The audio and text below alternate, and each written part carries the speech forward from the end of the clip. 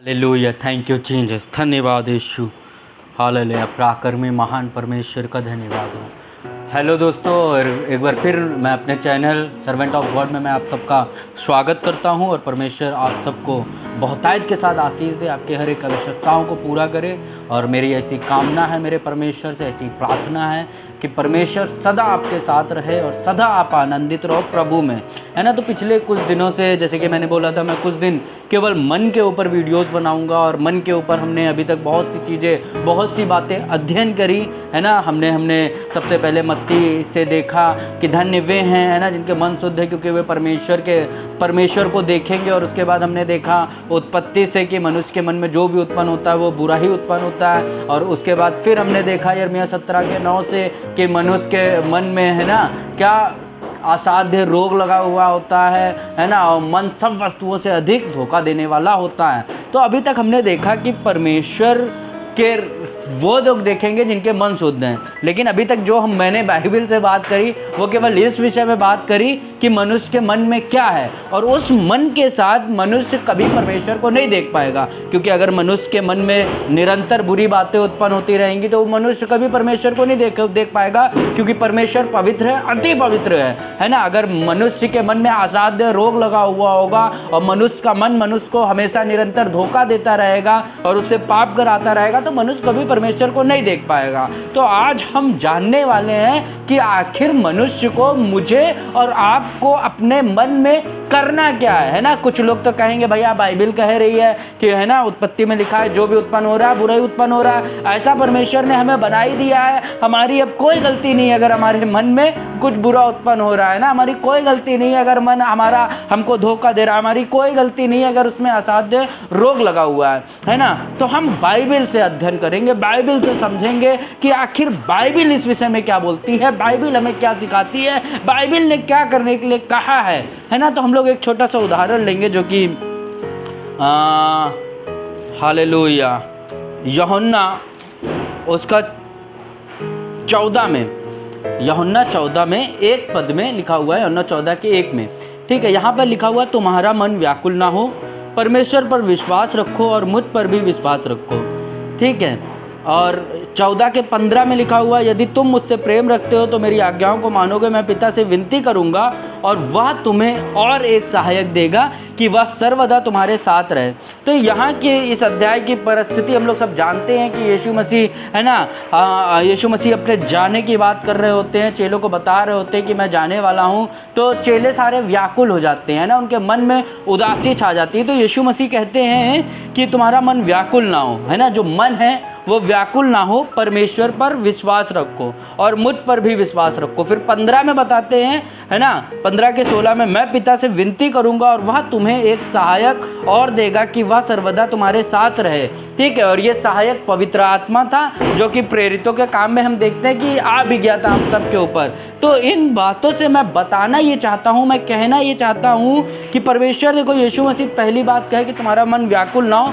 इस बात से तुम्हारा मन व्याकुल ना हो कि मैं जा रहा हूं, अब तुम्हारा उद्धार कैसे होगा, अब तुम्हें कौन सिखाएगा स्वर्ग के बारे में, अब तुम परमेश्वर को देख पाओगे कि नहीं देख पाओगे, परमेश्वर तक जा पाओगे कि नहीं जा पाओगे, है ना। मैंने जैसे कि अभी पिछले 2 प्रचारों में बात करा कि मनुष्य के मन में क्या असाध्य रोग लगा हुआ है, बुराई उत्पन्न हो रही है, मनुष्य को धोखा दे रहा है उसका मन। और इस चीजों के साथ आप कभी परमेश्वर को देख ही नहीं पाओगे इन सारी बातों के बाद। लेकिन अब जब 14 में आते हैं तो जैसे यीशु मसीह ने चेलों से कहा कि तुम्हारा मन व्याकुल ना हो, ऐसे ही हमारा और आपका भी मन व्याकुल ना हो कि हम परमेश्वर को देख पाएंगे कि नहीं देख पाएंगे, क्योंकि जो भी उत्पन्न हो रहा है बुरा हो रहा है ना, क्योंकि असाध्य रोग लगा हुआ है ना, क्योंकि मनुष्य का मन मनुष्य को धोखा दे रहा है। लेकिन तुम्हारा मन, अभी बाइबल कह रही है यीशु मसीह के आने के बाद कि व्याकुल ना हो, ठीक है। और इस मन के लिए परमेश्वर आपके लिए, मेरे लिए एक काम भी करने वाला है, जो कि 14:16 में बोलता है मैं पिता से विनती करूंगा, है ना। इस बात की गहराई को आप समझना,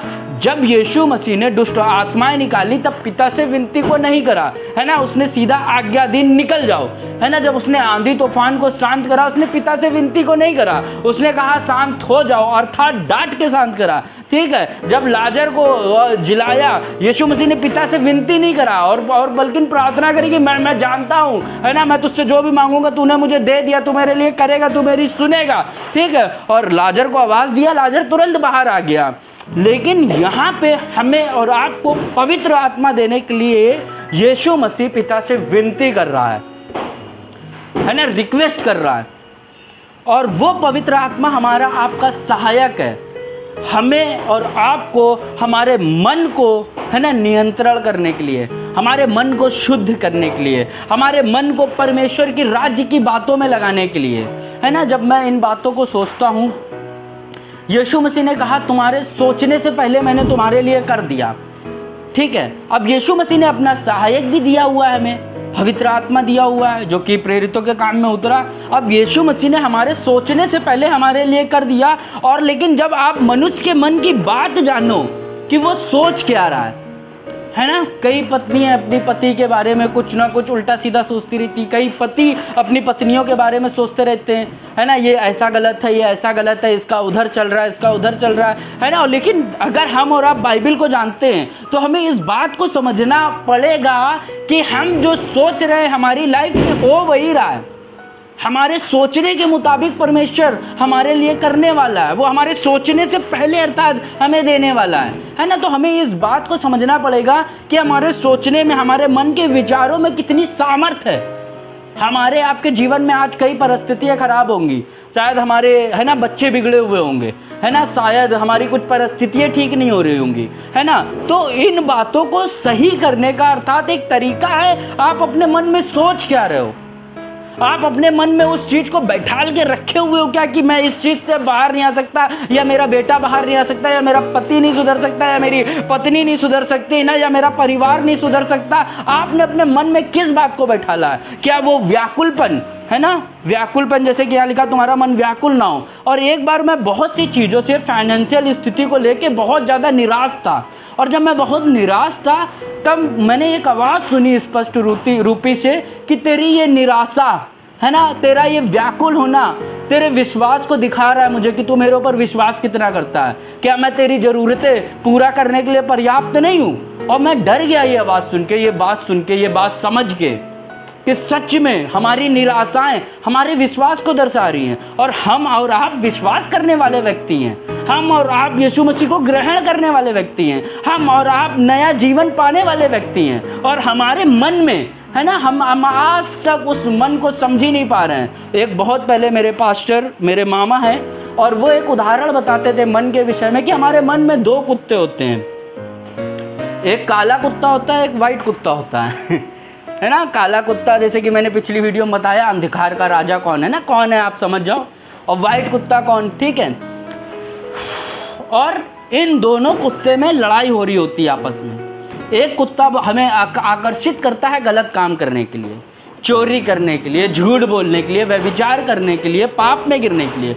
और एक हमें भौंकता रहता है, हमें बताता रहता है कि नहीं बेटा ये गलत काम है, नहीं उस तरफ मत जाओ, है ना, पवित्र आत्मा शोकित हो जाएगा तुम्हारे इस काम से। और फिर मेरे मामा ने एक क्वेश्चन पूछा कि इन दोनों कुत्ते में जीतेगा कौन? हालेलुया। पता है कौन जीतेगा? वो कुत्ता जीतेगा जिसको आप खाना ज्यादा खिला रहे हो, वो कुत्ता जीतेगा जिसको आपने तगड़ा बनाया हुआ है, वो कुत्ता जीतेगा, है ना, जिसकी आप सुन ज्यादा रहे हो। हालेलुया। और हमें इस बात को समझना है, इस बात की गहराई को समझना है कि हमारा मन कितना अनमोल चीज है। हमारे सोचने से पहले परमेश्वर हमें देने वाला है, तो हमें मन में कैसी बातें सोचनी चाहिए जो वो सहायक हमें बता रहा है, जो वो सहायक हमें सिखा रहा है, ठीक है। अब सहायक के विषय में कई लोगों को एक गलत फहमी है कि सहायक हमें क्या, सहायक के विषय में क्या लिखा हुआ है कि ऊपर से जो भी उतरता है पहले तो मिलनसार होता है, उन्नति के लिए होता है, सिखाने के लिए होता है, बढ़ाने के लिए होता है, बाइबल ये बताती है ऊपर से जो उतरता है। लेकिन कई लोगों के जीवन में उनको ऐसा लगता है कि उनको पवित्र आत्मा बता रहा है कि सामने वाला व्यक्ति खराब है, सामने सामने वाला व्यक्ति पाप में है, सामने वाला व्यक्ति है ना जीवन ये है, वो धोखा देगा। समझ लो, पवित्र आत्मा ऐसा काम नहीं, पवित्र आत्मा ऊपर से जो भी ला रहा है वो आपकी उन्नति के लिए ला रहा है, वो आपकी भलाई के लिए ला रहा है, वो आपके मिलनसार जीवन के लिए ला रहा है। हालेलुया, है ना।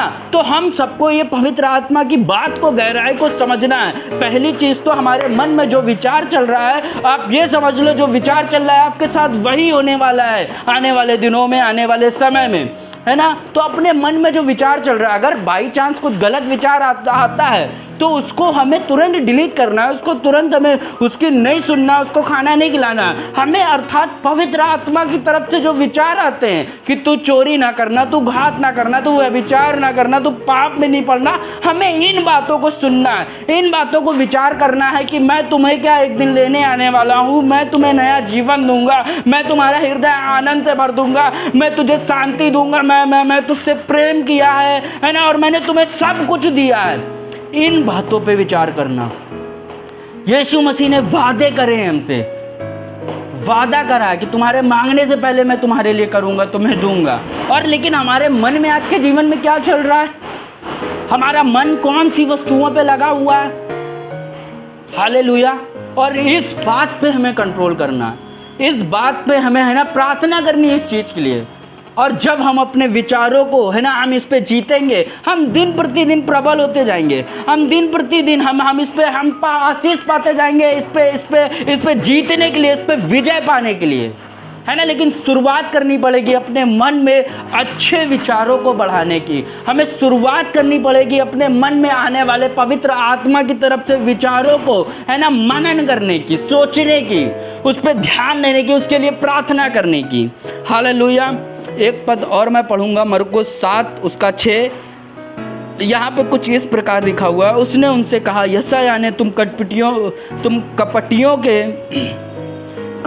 के विषय में बहुत ठीक भविष्यवाणी की, जैसा लिखा है, ये लोग होठों से तो मेरा आदर करते हैं पर उनका मन मुझसे दूर रहता है। और बाइबल बताती है कि मैं मन को जांचने वाला यहोवा हूँ, मैं आत्मा को परखने वाला यहोवा हूँ, है ना। तो हमें इस बात को समझना है कि हम परमेश्वर को धोखा नहीं दे सकते कि हमारे मन में विचार क्या चल रहा है। कई बार हम मसीह जीवन इसके साथ बिताते हैं। यहाँ पे शास्त्री फरीसियों के विषय में लिखा हुआ है कि क्या वो कपटियों के विषय में बहुत ठीक भविष्यवाणी की कि ये होठों से तो मेरा आदर करते हैं पर उनका मन मुझसे दूर रहता है। ठीक है, अब मन को तो परमेश्वर जानता है। कई बार हम होठों से तो यहोवा, परमेश्वर, पवित्र आत्मा और बहुत अच्छी बातें कर रहे होते हैं अपने होठों से, अपनी जुबान से, पर हमारे मन में क्या चल रहा है अर्थात।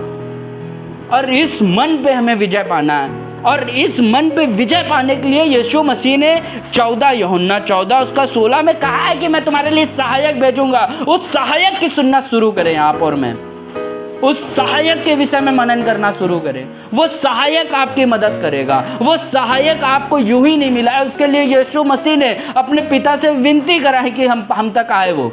और वो तुरंत वो प्रेरितों के काम में है ना वो उतरा पेंतीकोस्त के दिन 120 लोगों पे। वो आज भी हमारे आपके जीवन में काम करना चाहता है, वो आना चाहता है उसके लिए। लेकिन उसकी सुनना शुरू करो, उसको शोकित मत करो, अर्थात उसकी सुनो, उसको उसके कहे मुताबिक करो, उसकी आज्ञाओं पे चलो जैसा पवित्र आत्मा गाइड करता है। पवित्र आत्मा अर्थात आपको पवित्रता की ओर ले जाने के लिए आकर्षित करेगा।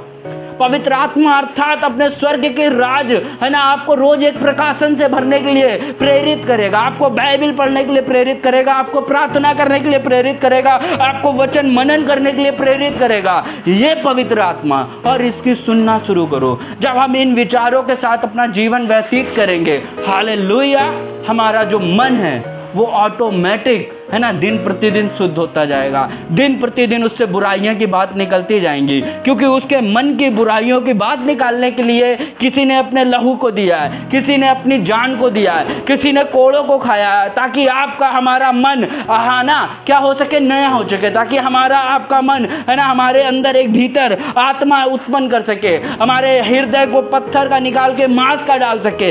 इसलिए किसी ने अपने हाथों में कीलियां ठुकाई हैं, इसलिए किसी ने है ना कतरे कतरा कतरा लहू को बहाया है, ताकि हमारे आपके मन में शांति रहे, हमारे आपके मन में आनंद रहे, हमारा आपका जीवन आनंद से भरा रहे, हमारा आपका परिवार प्रेम में बना रहे। केवल इसलिए किसी ने, हालेलुया, है ना, कतरा कतरा लहू को बहा के जान को दे दिया है, ताकि हम और आप, है ना, एक अच्छे मन के साथ जिए, हम और आप, हालेलुया, एक आनंदमय जीवन जिए।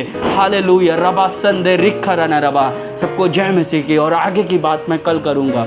हालेलुया।